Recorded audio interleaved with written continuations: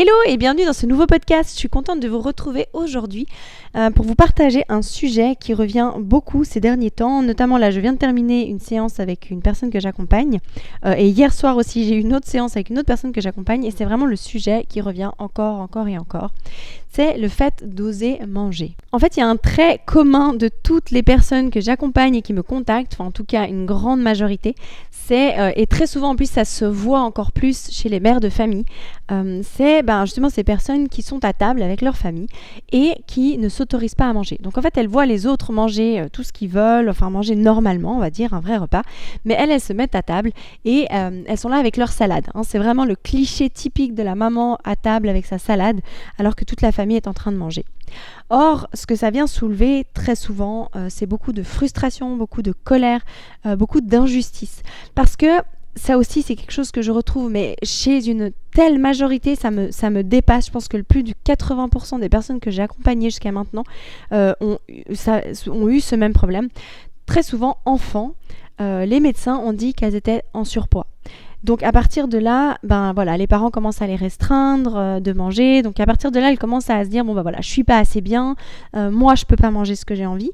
En plus, très souvent, ce qui va se passer, c'est que dans les familles, les parents ils continuent d'acheter les goûters ou autres pour les autres enfants ou même les autres mangent normalement, mais la personne en question, elle est privée de nourriture. Donc ce qui crée énormément d'injustice, de frustration et de croyance en fait, de dire moi en fait je peux pas manger ce que je veux parce que moi je suis trop grosse, parce que moi en fait je grossis, d'où viennent en fait beaucoup ces croyances de moi je peux pas manger ce que je veux parce que je grossis. Or, comme je le disais dans plusieurs autres de mes podcasts, c'est ce que je croyais aussi moi pendant très longtemps. J'ai toujours cru que j'étais une personne qui prenait facilement du poids. On me l'a dit aussi, toi t'es un peu rondelette depuis toujours, donc toi tu prends du poids facilement, toi tu devras toujours faire attention, blablabla, c'est dans ta famille, dans nos gènes, tu sais, dans nos gènes, dans la famille, on est un peu rond, donc je sais pas quoi. Bref, tout des bêtises auxquelles j'ai cru pendant longtemps et qui m'ont amené à avoir 20 kilos de plus et avoir ces compulsions alimentaires et que ma vie alimentaire soit chaotique.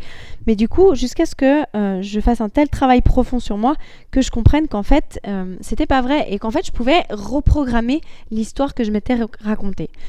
Comme vous le savez probablement si vous me suivez depuis un moment, moi, je crois très fortement à ce qui se passe dans notre inconscient, dans nos croyances, dans l'énergétique. Et les croyances qu'on a, elles sont tellement puissantes qu'elles font qui on est. Donc pendant très longtemps, j'ai cru qu'effectivement, moi je pouvais pas manger ce que je voulais, que j'étais rondelette, que je prenais du poids facilement. Et c'est effectivement ce qui se passait. Et en plus de ça, même ce qui est complètement absurde, c'est que c'est ce que je croyais, alors que c'est ce que je vais vous décrire aujourd'hui aussi dans ce podcast. Mes comportements alimentaires faisaient en fait que ça m'amenait à ça tout simplement. Et aujourd'hui, moi, mon travail avec les personnes, c'est de les aider à changer complètement leur identité par rapport à ça. De réussir à croire qu'en fait, elles peuvent manger ce qu'elles veulent et qu'elles arriveront à un poids totalement normal en mangeant ce qu'elles veulent. Je sais que c'est très difficile et on ne peut pas forcer quelqu'un à croire quelque chose auquel il ne croit pas. En revanche, quand on commence à aller à l'intérieur de soi, qu'on commence à libérer justement ces sensations de frustration, de colère, de tristesse que ça a pu provoquer, quand on se ramène à ces moments de notre enfance où ça a été tellement dur en fait, ces moments où c'était tellement injuste, mais qu'on accepte de vivre les émotions qui sont liées à ça, qu'on accepte vraiment d'aller les regarder en face, de comprendre cet enfant qu'on était et à quel point c'est injuste, et en fait d'aller le réconforter, de retourner dans ce moment-là et de changer l'histoire. En fait, des fois, on s'accroche à une histoire en disant en fait, je peux pas changer. C'est comme ça, en plus, c'est une vérité, c'est factuel. On peut se dire, c'est un fait. Je veux dire, depuis toute petite, j'ai du poids en trop, j'ai toujours pris du poids. Bref, c'est un fait. Oui, on peut se dire que c'est un fait. Mais après, si on commence à observer nos comportements, on peut se dire qu'en fait, notre fait, ou ce qu'on croit être quelque chose, une réalité, déjà, la croyance qu'on a, elle est tellement forte que ça nous a fait devenir cette personne-là. Parce qu'aujourd'hui, moi, ma croyance, c'est je peux manger tout ce que je veux et je prends pas un gramme. Et c'est effectivement ce qui se passe. Des fois encore, je me dis, oh, t'abuses, purée. Mais en fait, je ne prends pas un gramme. Vraiment, je ne grossis plus. Encore une fois, comme je disais, j'ai pas un corps de fit girl. Par contre, toutes les personnes qui me voient comme ça, pour elles, je suis mince. Je suis une personne qui est mince. J'ai pas du tout de problème de poids. J'ai vraiment plus à me poser de questions. Et en fait, ça se régule vraiment de manière naturelle. Et surtout, moi, j'ai cru aussi pendant des années, comme je vous disais, que j'étais en surpoids. Moi aussi, j'étais un petit peu ronde quand j'étais petite. Mais aujourd'hui, en fait, c'est pas du tout le cas. Et j'ai complètement réussi à changer ce qui se passe dans mon inconscient. Pour moi, j'ai eu un gros déclic le jour où j'ai commencé à me dire, mais et si je pouvais manger tout ce que je veux et que je prenais pas de poids? Et en fait, pour une fois, au lieu de m'alourdir avec ces trucs de bon, allez, cette fois, je m'y mets, hein, je mange bien, là, je me reprends. Bref, ces manières de se parler qu'on a tendance à faire quand on n'en peut plus. On dit, vas-y, j'en ai marre, là, cette fois, je me reprends, là, je mange comme il faut, maintenant c'est bon, là, ça suffit. Non, là, je suis partie sur un truc, waouh, et si je pouvais manger tout ce que je veux, puis en fait, j'atteins mon poids idéal. Et en fait, ça m'a mis un enthousiasme, j'étais trop contente, c'était plus dans une guerre, c'était plus dans une lutte, c'était vraiment dans ce truc, waouh, mais trop cool comme concept, purée. Et en fait, à partir de là, les choses, elles ont commencé à changer. Alors, c'est là où en fait la reprogrammation inconsciente, elle est importante, c'est qu'après on se le répète tellement et ça devient tellement quelque chose de puissant, de fort à l'intérieur que ça nous fait devenir cette personne, littéralement. Moi, ça, j'y crois à 1000% pour l'avoir vécu, parce que ça n'est pas arrivé qu'avec la nourriture. J'ai fait beaucoup de travail sur moi à l'intérieur, avec les énergies, avec tout ça, et ça a changé tellement de choses, et tellement de choses quand je les change à l'intérieur qui se manifestent à l'extérieur. C'est juste énorme. Mais pour ça, ça demande d'aller à l'intérieur, ça demande d'oser traverser ses émotions, de changer cette histoire qu'on se raconte et de ne pas s'y accrocher. Ça, encore une fois, c'est bien joli comme théorie, ça demande un peu de job. C'est pour ça que mon accompagnement d'ailleurs dure sur 3 mois, ou pour les personnes qui le font en ligne de manière autonome, qui prennent le temps dont elles ont besoin, parce que ça demande du temps, toutes ces reprogrammations. Ça demande du temps de reprogrammer de manière mentale, ça demande du temps de relâcher les émotions, et en fait, surtout ces émotions. En fait, d'aller à leur contact, ça prend du temps. Il faut vraiment enlever couche par couche le temps d'arriver à l'intérieur, le temps de pouvoir dégager en fait le chemin pour pouvoir atteindre ces émotions et ce qui se passe à l'intérieur de nous.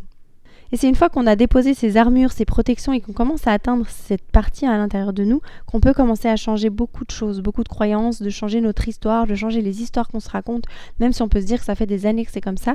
Oui, mais en fait cette histoire on peut complètement la changer. Même si elle est déjà passée, passé, présent, futur, ça c'est vraiment un concept humain. Au niveau des énergies, au niveau de ce qui se passe sur d'autres plans, ça n'existe pas. Alors là, je pars peut-être un peu trop loin, il y en a qui vont dire que je suis un peu perchée peut-être, mais le fait est de ce que j'ai pu constater, c'est que l'histoire qu'on a pu vivre, on peut changer ce qu'on se raconte par rapport à cette histoire et ça change tout. Ça change complètement nos blessures, enfin nos sentiments, peut-être de tristesse, d'abandon, bref, toutes ces blessures qu'on se trimballe des fois, enfin pendant très longtemps. Tout ça, si on arrive à changer cette histoire intérieure, à aller réconforter cet enfant, à aller le soigner, à aller changer tout ce qui se passe à l'intérieur, ça va complètement changer notre histoire à partir d'aujourd'hui. Donc tout ça pour dire que dans ce que je vous disais aussi au niveau factuel, si on peut revenir à ce niveau factuel, toutes ces femmes justement que je vois qui vont à table avec leur famille le soir et elles font à manger pour leur famille, qui mangent normalement, et elles mangent qu'une salade. Ça, c'est vraiment le cliché. Et en fait, c'est ce que j'explique aux personnes que j'accompagne. Mais en fait, ce qui est absurde là-dedans, c'est qu'elles se disent en fait, elles mangent qu'une salade. Quand on n'est pas suffisamment nourri, c'est logique qu'on va avoir des compulsions parce que notre corps a besoin de se nourrir. Il faut, en fait, quand on a des compulsions, quand on a eu ce rapport compliqué avec la nourriture pendant toute notre vie, on a peur de manger. Je sais ce que c'est. C'est pas du tout des jugements, tout ce que je vous dis là, je sais très bien ce que vous vivez. Donc, il n'y a aucun souci avec ça. C'est juste que des fois, je veux vous montrer l'absurdité de ce qu'on peut se raconter et dans quoi on peut tomber des fois où c'est complètement absurde. Donc, comme je disais, on mange une salade parce que voilà, on ne doit pas manger trop, parce que nous, on ne peut pas manger comme notre famille, on ne va pas manger des pâtes, on ne va pas manger du fromage, on ne va pas manger ci, ça, bref, j'en sais rien quoi, parce qu'on ne peut pas manger de féculents le soir. Déjà, ça, c'est des bêtises. Bref. Au-delà de ça, c'est vraiment les histoires qu'on va se raconter. Donc, le fait d'avoir mangé cette petite salade, qu'est-ce qui va se passer ? Nos cellules ne sont pas nourries, notre corps n'est pas nourri. Donc, forcément, notre instinct de vie, qui a besoin d'être nourri, va nous envoyer des signaux d'envie de manger en permanence. Sauf que nous, au lieu d'y répondre parce qu'on a faim et que c'est normal d'avoir faim, on va y résister en disant non, je suis pas censée avoir faim, je devrais pas manger, et on y résiste. C'est comme j'expliquais plusieurs fois. Manger est un besoin vital, au même titre que respirer. Quand vous êtes en train de marcher, donc tout d'un coup vous vous mettez à courir, vous votre souffle s'accélère, on est d'accord, mais vous n'êtes pas en train de calculer combien d'air vous vous expirez et combien d'air vous devez inspirer. C'est votre corps qui le fait naturellement. Il faut accepter qu'avec la nourriture, c'est la même chose. Et qu'en fait, à force d'essayer de résister, c'est comme je disais, imaginons vous vous mettez à courir et puis vous retenez votre souffle parce que vous dites « Ah non, je ne devrais pas avaler autant d'air ». Ce qui va se passer, c'est qu'au bout de 5 minutes, vous allez tomber dans les pommes. Donc en fait, c'est inutile de faire ça, dans le sens où avec la nourriture, c'est pareil. Vous mangez votre petite salade, c'est logique, c'est plus que logique que le lendemain, vous allez avoir une compulsion. Vous allez dégommer un paquet de biscuits, un paquet de chocolat, un paquet de... bref, tout ça. Mais vu que vous avez mangé ça, vous culpabilisez, donc vous vous dites quoi ? Vas-y, au prochain repas, il faut que je récupère ça. Et puis souvent, on n'a pas faim parce qu'on est écœuré, parce qu'on s'est goinfré.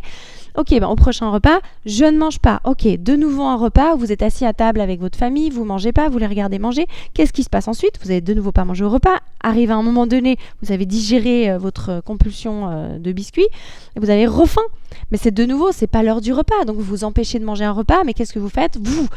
C'est normal, votre instinct de survie vous pousse dans l'armoire à biscuits, de nouveau, à chocolat, à toute chose grasse, parce que votre corps a besoin de se nourrir. Et en fait, en plus de ça, ce qui est paradoxal, c'est que tous ces biscuits, tout ce chocolat, c'est beaucoup de calories, mais ce sont des calories vides. Donc ça veut dire que votre corps n'est jamais rassasié. Vous avez beau être blindé de calories, vous n'êtes pas nourri. C'est ce que je disais ce soir à la personne que j'accompagnais. Je lui ai dit, mais mange tes cordons bleus avec tes enfants. On s'en fout qu'ils soient ados et que soi-disant, eux, ils peuvent manger ce qu'ils veulent. Mange tes cordons bleus avec tes enfants. Mange même des pâtes avec si tu as envie. Ok, rajoute ta salade, trop cool. Il y a besoin de légumes avec. Parfait. Par contre, mange tes cordons bleus, mange tes pâtes. Je te garantis que ce sera moins que le fait de ne pas manger et de te manger un paquet de biscuits, des paquets de chocolat. Au niveau des calories, ça se trouve, tu vas ingérer plus de calories avec ton chocolat et tes biscuits sans être nourri. Alors que l'autre repas, tu as des calories, mais des calories dont tu as besoin. Donc en fait, c'est ça qui est complètement absurde. On se prive de calories dont notre corps a besoin, et ces calories-là vont calmer les compulsions. Et nous, en fait, ce qu'on fait, c'est qu'on s'empêche de manger. Parce que, on n'est pas censé manger ci, ou parce qu'on a trop mangé de chocolat, mais du coup, on mange pas au repas, et en fait, du coup, la boucle, comme ça, est sans fin. C'est ça, le cercle infernal dans lequel on s'enferme.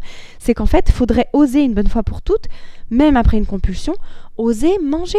Mange un vrai repas pour stopper ce cycle, en fait. Tant qu'on n'ose pas le stopper, c'est bien sûr que ça fait peur. On se dit, je vais grossir, je vais machin. Mais oui, mais en même temps, c'est pas parce que tu manges une fois... même, mange des repas. Essaye déjà de faire ça et tu verras que tes compulsions vont largement s'arrêter. Bien au-delà du fait de tout ce qui a besoin de travailler, bien entendu, sur l'émotionnel et sur l'inconscient et autres, ça, je le nie pas. Mais déjà, physiologiquement, de base, si on est nourri, déjà, tout va beaucoup mieux.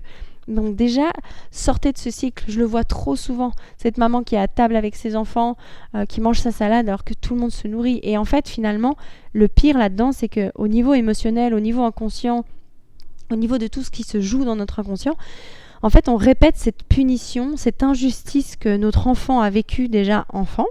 Et on continue de lui infliger ça, en fait. Et sans le savoir, cet enfant intérieur en nous, il continue d'être en colère, il continue d'être blessé, il continue d'être triste, il continue de croire qu'il n'est pas assez bien, qu'il n'a pas le droit de manger, que ci, que ça. Et en fait, on ne peut pas sortir de ces compulsions alimentaires tant qu'on tourne en boucle là-dedans. Donc vraiment, dans ce podcast, j'aimerais vraiment vous faire savoir que osez manger. Enfin, vraiment, c'est important. Il y a besoin, notre corps en a besoin. Si vous voulez que vos compulsions s'arrêtent, il faut commencer par là. Voilà, je sais que c'est pas toujours évident, je sais que des fois on sait pas comment s'y prendre, qu'on n'ose pas manger parce qu'on se dit mais je vais grossir parce que non seulement je mange des repas mais en plus j'ai encore des compulsions, ça c'est tout à fait possible aussi. C'est que des fois cette obsession est tellement grande que on mange les repas mais on continue de manger aussi les biscuits, on continue de manger les chocolats et ça s'arrête pas et on mange. Je sais que c'est très dur. C'est pour ça d'ailleurs que j'ai créé l'accompagnement, que j'ai créé le programme en ligne pour les personnes qui ont envie de savoir, qui ont envie d'être accompagnées, de prendre les choses étape par étape, de savoir comment faire pour aller dans l'inconscient, de comment changer leur mindset, de comment changer tout ce qui a besoin d'être changé vraiment pas à pas, que ce soit en ligne ou en accompagnement, vraiment de faire les choses pas à pas pour transformer ce rapport à la nourriture de manière profonde, de manière douce. Ça peut prendre beaucoup de temps, je vends pas du rêve, c'est pas un truc qui se fait du jour au lendemain. Il y a des personnes qui vont très très vite et il y a des personnes qui ont besoin de beaucoup plus de temps.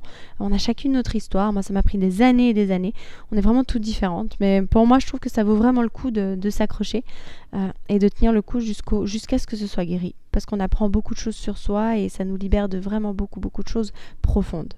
Et surtout que ce rapport à la nourriture compliquée, ça nous pourrit tellement la vie. Je vois tellement de gens là depuis un certain temps, des personnes dans mon entourage privé qui viennent vers moi et qui littéralement craquent, se mettent à pleurer parce que vraiment c'est trop en fait, ça leur pourrit la vie. Les troubles alimentaires, c'est vraiment quelque chose qui prend une place terrible dans nos vies. Il ne faut pas le négliger. C'est pas pour autant que vous avez un problème ou quoi que ce soit, c'est juste qu'il y a des choses à remettre en place, il y a des choses à écouter à l'intérieur et c'est vraiment un beau cadeau. Quand on ose aller regarder, c'est un beau cadeau, ça nous libère de plein de choses. Voilà, donc si vous voulez savoir comment faire pour aller plus loin, je vous mets juste en dessous de ce podcast le lien pour aller à l'immersion gratuite. Donc j'ai créé une immersion gratuite. C'est une masterclass complètement gratuite qui vous permet d'aller un peu plus loin, de voir un peu mieux ma méthode, de tester un peu, avant peut-être de faire un accompagnement ou de prendre le programme de manière individuelle dans lequel vous êtes accompagné pas à pas. Je vous donne vraiment toute la méthode pour pouvoir vous libérer des compulsions. Voilà, je vous embrasse très fort, j'espère que ce podcast vous aidera. Je vous embrasse et je me réjouis de vous retrouver très bientôt. Gros bisous, ciao ciao.